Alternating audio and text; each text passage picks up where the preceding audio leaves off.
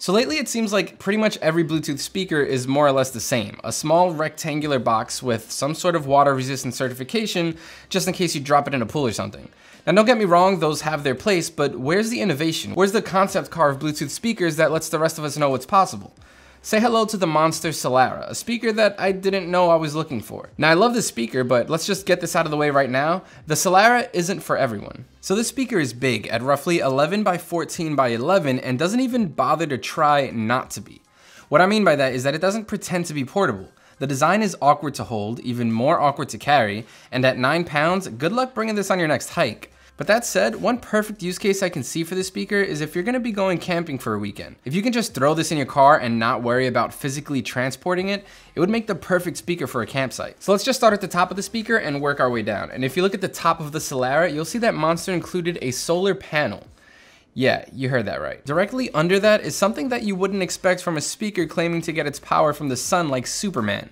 Little nerd trivia for you. An LED light that does a great job at making sure you can see this speaker in the dark. It looks pretty damn cool in my small apartment, and I have to imagine that it would look just as cool, if not cooler, if you have a few of these in the yard.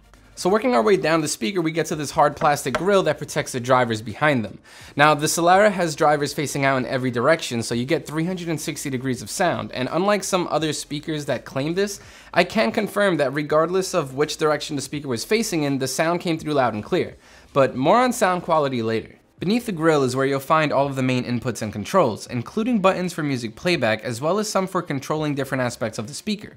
The rest of the speaker is basically a hard plastic stand, save for a small space at the bottom where you'll find the woofer if you stick your hand in. So as far as Bluetooth is concerned, the Solara uses version 3.0, which isn't that big a deal when it comes to something like range or even sound quality, but it still would have been nice to see them use Bluetooth 4.0 to take advantage of Bluetooth Low Energy, just to save on some battery life. But I guess they figured they could offset that by slapping a freaking solar panel to the top. One feature that I couldn't really test was the ability to pair 8 of these Solara speakers together, making for a mesh network that you can place around the yard or extremely large house. As long as the speakers are within 100 feet of each other, you can make a giant network of speakers all playing the same song with mood lighting to boot. So one thing that I did find to be kind of annoying was that I couldn't control the volume of the speaker via my phone. I had to press the buttons on the speaker. But to be fair, when I was connected to my laptop, I didn't have any problems at all and I was able to adjust the volume. It was just with my phone. It's worth noting that you can't switch between tracks here, so you'll still have to reach for your source device if you want to skip to the next song. The controls on the left side of the speaker are all for the LED light up top.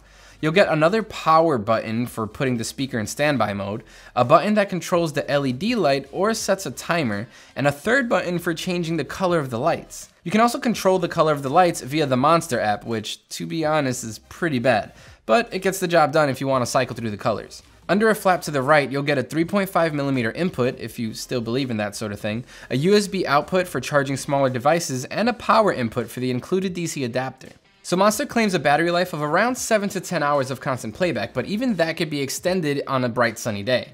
Now, I don't know if you know a lot about Portland winters, but we don't get tons of sunlight here. But even with overcast skies, keeping this near a window, I haven't been able to run the speaker dry in about 3 or 4 days of testing. Though to be fair, that could also be because I haven't been playing the speaker at max volume, since the speaker gets super loud. So the speaker was intended for both indoor and outdoor use. So not only did I test this out in my apartment, but I also dragged it a couple blocks over to a nearby park to really put it through its paces.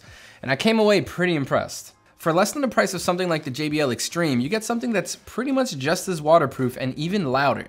And I mean loud. I couldn't play this at volumes above 25% in my apartment for fear of getting evicted. Lows were also impressive when I was indoors, but being outdoors lets you really appreciate what that woofer on the bottom can do. I was actually surprised with how well the Solara handled the low end. I was expecting that the company that basically created Beats by Dre would put a super exaggerated low end into their outdoor speaker, but it was actually pretty well defined. It was decent where it needed to be, like in the song Mikey Rocks by the Cool Kids, but really excelled with more subtle bass lines, like the soft notes you can find weaving through the song Distance by Emily King. Normally I gush over the highs in a speaker, but with the Solara there isn't really anything to write home about. It's the mids that really took me by surprise here. The vocals and guitar rhythm throughout the song Suzanne by Bermuda Triangle complemented each other perfectly, especially when the finger picking picks up during the chorus, roughly 18 seconds in. So as good as it is, if you're looking for pristine audio quality, the Solara might not quench your audiophile thirst.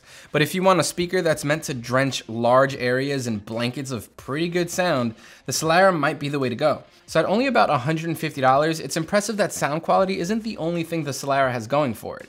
It also has a pretty durable build, a solar panel that charges the battery, and a color-changing LED top. Now, the app experience could be better, and this thing is pretty hard, if not impossible, to throw in a backpack and bring with you wherever you want to go, but I can't think of a better outdoor speaker at this price point. We're giving the Monster Solara an 8.5 out of 10. So that should pretty much do it for our review of the Monster Solara. Thanks for watching. If you want to know more about this speaker or any of the other products we review, make sure to check out SoundGuys.com. But while you're here, subscribe to the YouTube channel if you haven't already, and sign up to our newsletter so you can stay up to date with all the newest reviews and audio news here at SoundGuys. Also, follow us on social media. We're @RealSoundGuys both at Twitter and Instagram. I'm Adam Molina. I'll see you later.